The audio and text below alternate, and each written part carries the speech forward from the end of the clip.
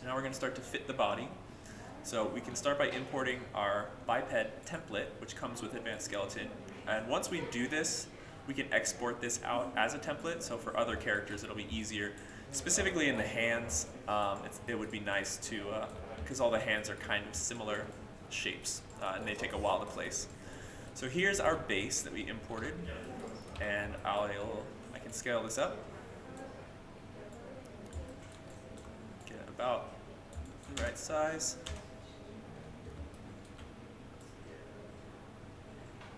And I want to line up the shoulders right at the very tip of the clavicle. And I'll rotate this guy down. And actually, this should be in a T-pose. We want our models in a T-pose, but they're not. So we're going to rotate the arm down.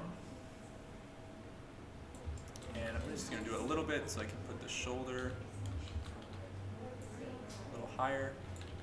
And just start to place all these joints where the bones would be. Same as we did with the quick rig tool.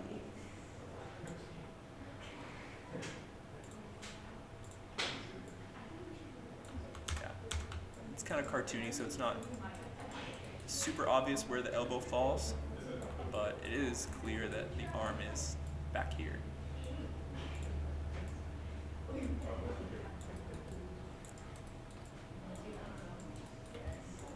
Yeah, honestly, all these should be further back, so we scooch the whole thing.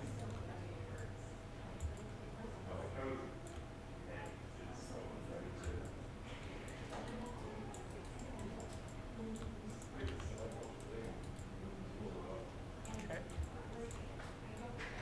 Push all these into place. And the hand kind of takes a while, but we can do it. And I like to use the rotate tool because it creates a circle around our joint, and that kind of makes it easier to see where our joint falls inside of our mesh. So I try and even out the sphere, try and make this rotational spheres feel centered in our mesh, or wherever the joint needs to be.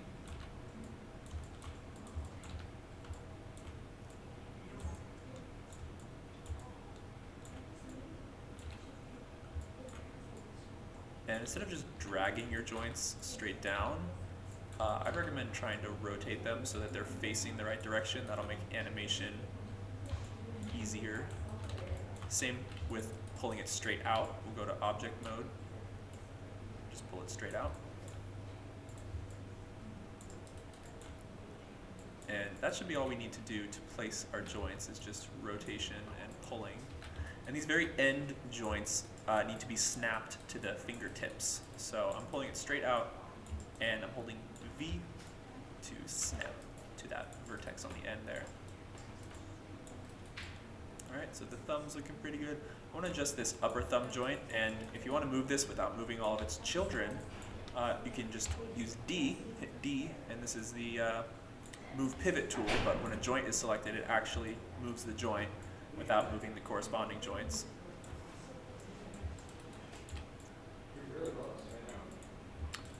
All right, so I'll keep going here.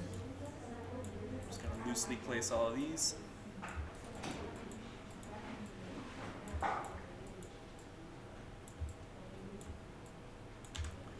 it gets a little tricky here because all of these are overlapping.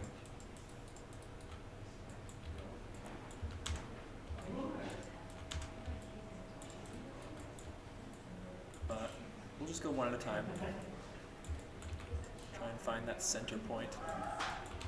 And we also want our joint axes to be rotated the right way. So this finger needs to be angled straight, like so.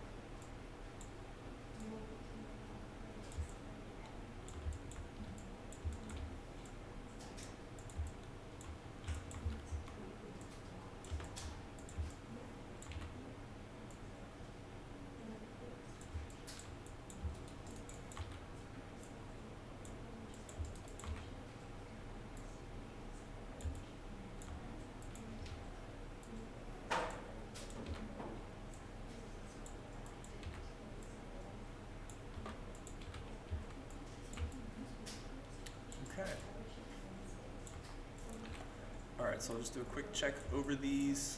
Oh, missed this one.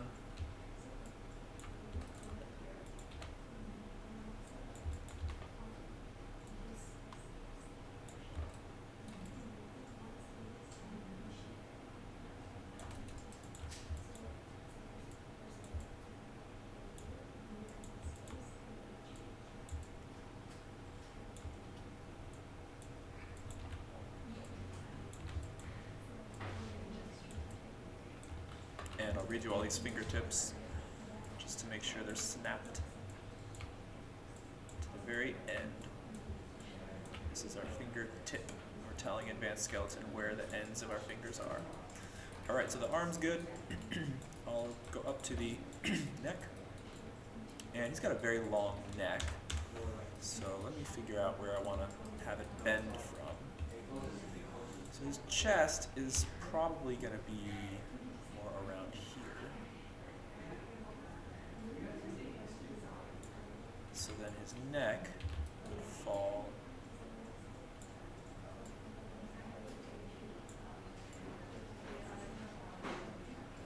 around there. This will be the base of his neck, and he'll have more joints going up. The base of the head, this is a pretty good spot for it. It should fall kind of just under the ear, kind of by the jaw corner.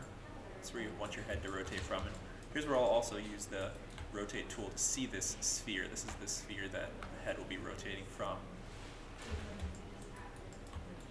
This is the top of the head, so I'll snap this to the top.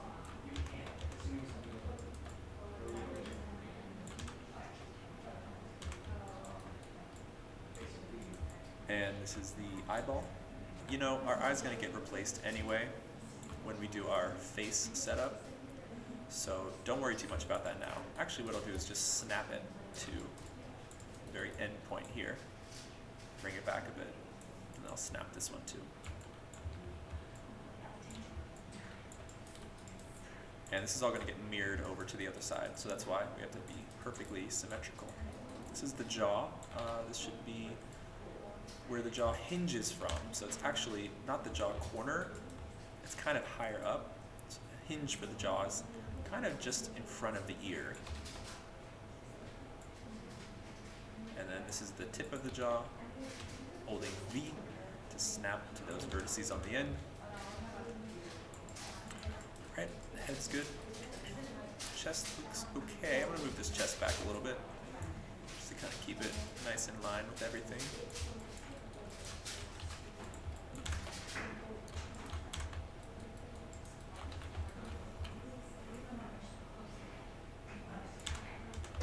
Spine one is kind of center spine. And then we just go all the way down to the root. Again, I'm pressing D to move the joint without affecting its children. His root is basically his hips, his center. But then his actual hip is going to be his upper leg. So that, we want that to be centered with the rest of the leg. Alright, here we've got the knee. Try and find that midway point. And the knee should be just bent a little bit forward, because if it's bent backwards, it's going to think this is the front direction of the knee. So make sure it's at least in front of your hip joint. Foot, I'll move this up a bit. Again, I'm looking at this sphere and I want to center it with the mesh, so I'll slide this over. That seems pretty good. And the toes is the last important one. This is where we want the toes to bend from. I just kind of center it at the foot here. So these last few are also just endpoints, and it just is telling Advanced Skeleton where the ends of your foot mesh are. But our model here is not at a straight angle. The feet are kind of askew. So I need to correct that in the model itself rather than in Advanced Skeleton. Although, I think that would be fine. Let me try it. I'm just going to rotate this joint out. hopefully Advanced Skeleton won't give me issues for this, but we shall see. Alright, so foot's in a good spot, toes in a good spot. So now these endpoints here, this is kind of, the heel is the furthest back point. So I'll snap it to one of those vertices. Pinky toes that outside, big toes the inside, and toe end is the end. And snap these to the vertices that are along the ground plane as well. Okay. Alright, so my fit skeleton is fit nicely, and I'm going to save this definition out. I'll just hit export, and it saves it under the advanced skeleton files. I'll call this background man. And now I can load that in for the next character, so the hands will probably be the same. Alright. Next we'll go to the edit, and I don't think we need to affect any of these. So we'll just go straight to building. So hit build, and we've got an error. When you get an error, you're probably going to get a lot, like I am. Just read what it says and try to fix it. Let's see, no object matches name transform 1. Interesting. I'm going to try something. Okay, let's try that. So I froze my transformation so that it was at 100, now it's at 1. Let's try again. Alright, that seemed to do it. So make sure to freeze transformations on your models first as well.